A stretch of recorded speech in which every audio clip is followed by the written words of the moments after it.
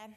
Mina olen Silvi Kruusenvald, olen Fantaasia reiside omanik ja tegevjuht ning kuulun Reisibüroode Liitu. Olen Reisibüroode Liidu asutajaliige ja ka juhatuse liige. Eelnevate kõnede käigus tundsime ära nii palju sarnaseid probleeme, eriti just eelkõneleja osast oleks nagu turismist rääkinud. Nimelt meie liit loodi siis aastal 2010 ja põhjuseks oli selle aegse suure reisikorraldaja Top Toursi pankrott. Selle pankroti käigus sai selgeks, kuivõrd erinevalt saadakse aru turismiseadusest erinevates ministeeriumites, erinevates ametkondades ja erinevate juristide poolt. Nii palju, kui oli sellel hetkel juriste, täpselt nii palju oli ka arvamusi. Ilmusid suured artiklid ajakirjanduses, kas turismis seadused ei kehti ja kõik olid teineteisele risti vastu käivad. Selles situatsioonis olid muidugi segaduses kõik pankrotipesas raha kaotanud kliendid, kui ka meie reisibürood, kes me neid reise ju olime müünud oma klientidele. Seetõttu 14 reisibürood otsustasid luua Reisibüroode Liidu, et koos saada selgust kehtivatest seadustest, saada aru, miks need seadused on niivõrd erinevalt tõlgendatavad ja kuidas siis meie edaspidi saame sellises olukorras tegutseda. Praeguseks on meie liit kasvanud ja tuleb kogu aeg uusi liikmeid juurde, kuid kahjuks ka väga mitmed liikmed on oma tegevuse peatanud just nimelt seetõttu, et nad ei näe tulevikus perspektiivi siin oma firmat arendada ja siin oma firmat nagu pidada. Eestis on praegu üle 400 reisiettevõtja. Seega turismiga on haaratud väga suur hulk inimesi ja seda üle Eesti. Turism on ju eriala, mida me ei pea töötama Tallinnas ega siin Harjumaal, vaid me saame oma kliente teenindada nii Ida-Virumaal kui Võrumaal. Vahet ju ei ole. Tänapäeva interneti võimalused annavad selleks väga head eeldused. Kuid väikeettevõtted, nagu me oleme jäänud eri ametkondade vahele, sest et meie majanduses, meil turismimajanduses puudub oma ametkond või puudub ministeerium. Meie oleme nagu kõikide ministeeriumite tõmbetuules. Tuleb uus ametnik, tulevad uued nõuded. 5 aasta jooksul ei ole me suutnud selgeks rääkida ühte ainukest terminit. See on reisipakett. Üks ainukene sõna, reisipakett, toob niivõrd palju probleeme väga paljudele firmadele, et see on uskumatu.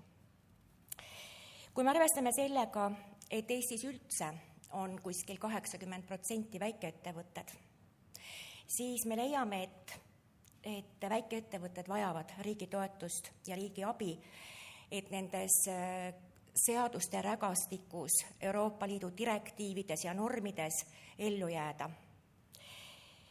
Kõik need inimesed ju, kes töötavad, teevad oma igapäevatööd südametunnistusega.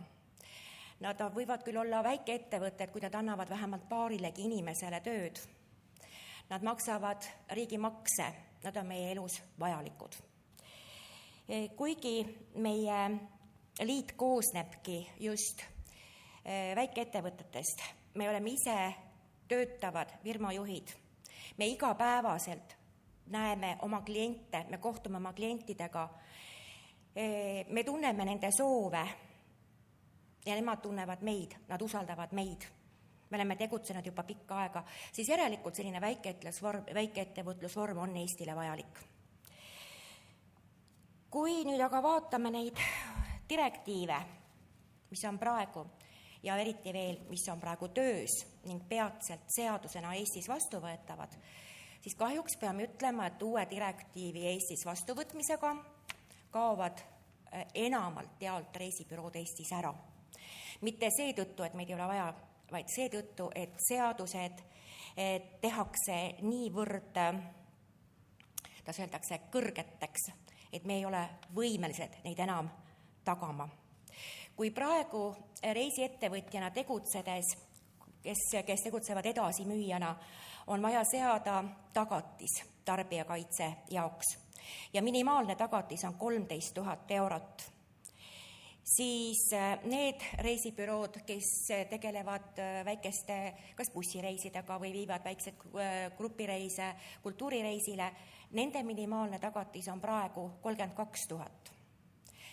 Selleks, et panna firmale tagatis või seada firmale tagatis, on 2 võimalust. Üks võimalus, kui firmal on olemas vabad vahendid, siis ta saab panna panka niinimetatud deposiidi tarbijakaitse hüvanguks, kuid see maksab päris palju. Oma raha panna panka deposiiti kellegi heaks, me maksame riskitasu pangale ja see on küllaltki suur. Teine võimalus Eestis tegutseda reisiettevõtjana on, kui juhatuse liige või omanik seab oma isiklikule varale hüpoteegi. Hüpoteegiks on siis mingi hea kinnisvara. Mina võin tuua enda fantaasiareiside näitel. Meid on 3 igapäevalt tegutsevat inimest. Meie kulu aastas on 2400 eurot keskmiselt ja tagatiseks hüpoteeki on seatud minu isiklik maja salvakindlustuse jaoks. Samas on, kui võtta, et see 400 firmat on Eestis, kui iga firma maksab minimaalselt siin kuskil 2000 eurot, aga väga palju on ju suuremaid firmasid, kelle tagatised on märkimisväärselt suuremad ja ka kulud on suuremad, siis liigub kuskil hinnanguliselt 2 miljonit aastas kas kindlustusfirmadele või siis pankadele. Korralik, tore lisakulu, aga seda siis reisiettevõtjate taskust. Samas reisiettevõtjana me oleme väga haavatavad väga erinevatest juhustest. Näiteks maavärinad, vulkaanipursked, riigipöörded kuskil või midagi iganes ning sellisel juhul ka meie vastutame seal olevate klientide ees omaenda isikliku varaga ehk minu maja on ohus, kui kuskil toimub midagi sellist ja ma pean ta tooma oma kulukirjadega ära. Kui nüüd vaadata neid järgnevaid direktiive, mis tulemas on, siis need direktiivid seavad reisibüroodele veel suurema vastutuse. Ja seda vastutust enam meil Eestis reisibürood välja ei kanna. Siin on praegu spetsialistid arvutanud välja, et Eestisse võib siis jääda sellisel juhul kuskil 6-7 suuremat reisibürood ja kahjuks need ei ole enam Eesti kapitalil reisibürood, vaid need on suured väljamaa firmad, kes siis siia nagu tulevad. Et uue selle direktiiviga muutub meie töö praktiliselt võimatuks. Kui me võtame praegust direktiivi, siis need on ka samamoodi, kui me räägime, et mis kõverusega peab olema banaan, siis antud momendil reisibüroodel, reisinõustajatele on pandud, me ütleme, et nad on nagu hunt kriimsilmad 10 ametiga. Nad peavad oskama kliendile anda informatsiooni, näiteks, et kui nende reisidokument hakkab aeguma, siis kui kaua võtab aega nende reisidokumendi hankimine, kuidas ta peab seda tegema, sõltumata sellest, kas ta on Eesti Vabariigi kodanik või on ta kuskil mingi teise riigi kodanik. Ma ei tea, kuidas reisikonsultant peaks küll oskama öelda näiteks, no ütleme kas või Venemaa kodanikulegi, eks ole, kas ja kuidas tema oma dokumente vahetab. Ja meil on pandud sellised üsna toredad näited ka nõuded, et me peame oskama kõikidel inimestel andma ka meditsiinilist nõuannet. Kas ta tohib vaktsineerida ennast või ei tohi vaktsineerida ennast? Näiteks minule esitati üks selline küsimus ühe isa poolt, kelle pere läks Tuneesiasse, et nende lastel on kassi ja koera karvaallergia, mis ma arvan, kas ta tohib sõita kaameliga? No me ei saa vastata sellistele küsimustele, aga seaduse järgi, mis praegu meil on, me peame oskama vastata nendele küsimustele. Et seetõttu me leiame Reisibüroode Liiduga, et esiteks me vajame Eestis ühte ametkonda, kas Turismiametit või Turismiministeeriumit või olgu see kas või osakond Majandusministeeriumi juures, kuhu jookseksid kokku kõik meil praegu igapäevased seadused, kes vaataks ja paneks need omavahel kooskõlla, et ei oleks selliseid kääre, et nagu praegu tuli päevakorda meil reisikindlustuse teema, seaduse järgi me peame andma inimesele informatsiooni reisikindlustuse tingimustest erinevate omad. Nüüd tuleb välja, et on kuskil sahtlis olnud seadus ja me ei tohi seda enam teha. Üks seadus nõuab, teine seadus keelab, mille järgi me toimime.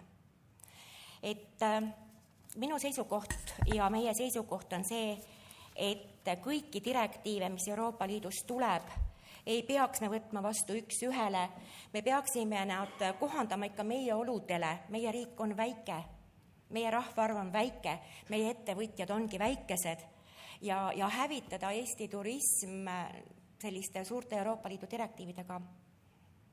Me palume teie abi. Aga teil ei ole teist poolt, kellele rääkida või kes toru võtaks? Meil ei ole kellegi poole pöörduda ei oma probleemide ega muredega. Paar aastat tagasi võttis selle üle natukene Tarbijakaitseamet, kuid Tarbijakaitseamet on siiski loodud teistel eesmärkidel. Tarbijakaitseamet peab tarbijat nõustama. Ta ei saa olla firmade nõustaja, siin on käärid. Seda näitas eelmine aasta väga selgelt, kui võeti maha Egiptuse reisid, siis Tarbijakaitseamet ei saanud aidata kliente. Et rääkisid sellest, kuidas pead oma vara panti panema, et tagada neid nõudeid ja nii edasi, aga eks see teiselt poolt, kui mina tavaline reisija ostan endal reisipaketi, mina jälle tahaks, et see garantii oleks. Aga kes selle peaks siis seadma või kuidas see peaks olema siis korraldatud? Ega meie ei vaidlusta garantiid ega tagatist kui niisugust. Me vaidlustame seda korda praegu, selle tagatise seadmise korda. Loomulikult tagatis peab olema. See on mingisugune selline kontrolliv funktsioon, et meie turule ei tule selliseid petiseid ettevõtjad. Paratamatult nad ilmuvad välja, küll nemad leiavad ikka tee, mis on see oma teha. Aga tagatis kindlasti peab olema, kuid see tagatise seadmise protseduur ja see on nagu vaja läbi vaadata. Aitäh. Minu meelest proua Silvi tegi väga selgeks need probleemid, mis on just väikeettevõtjate jaoks ja millega see reeglite ülepaisutamine lõpeb. See lõpeb kodumaiste ettevõtjate väljasurendamisega ja välismaiste ettevõtete domineerimisega.